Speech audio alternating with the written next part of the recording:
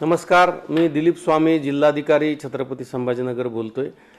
छत्रपती संभाजीनगर शहर व जिल्ह्यामध्ये काल परवा पेट्रोल पंपावर खूप मोठ्या वाहनाच्या रांगा लागल्या होत्या आणि पेट्रोल आणि डिझेलचा तुटवडा आहे, टंचाई आहे असं चित्र निर्माण केलेलं होतं। आज मी सर्व कंपन्यांच्या प्रमुख अधिकाऱ्यांशी चर्चा केली।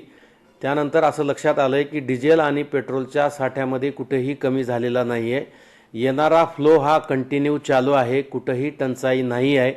फक्त अफवा पसरवल्यामुळं लोकांनी पेट्रोल पंपावर गर्दी केली आणि अव्वाच्या सव्वा पेट्रोल भरून डिझेल भरून घेतल्यामुळं पेट्रोल पंपावरचा साठा संपलेला आहे।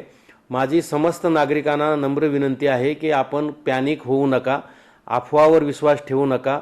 डिझेल आणि पेट्रोलचा साठा मुबलक आहे, सातत्यानं तो येतो आहे। येणाऱ्या गाड्या या नियमितप्रमाणे येत आहेत।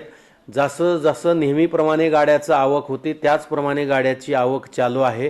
परंतु मोठ्या प्रमाणामध्ये लोकांनी गर्दी करून जास्तीचं पेट्रोल आणि डिझेल घेतल्यामुळं टंचाई सदृश्य परिस्थिती निर्माण होती आहे। तरी माझी नागरिकांना विनंती आहे, अफवावर विश्वास ठेवू नका।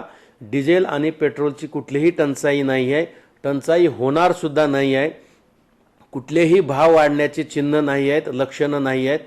परंतु काही लोकांनी जाणीवपूर्वक अफवा पसरवून लोकांना पॅनिक केलेला आहे। अशा लोकांचा आम्ही शोध घेतो आहोत ज्यांनी अफवा पसरवलेला आहे ते, आणि जे कोणी अफवा पसरवतील आणि लोकांना पॅनिक करतील त्यांच्यावर कायदेशीर कडक कारवाई केली जाणार आहे।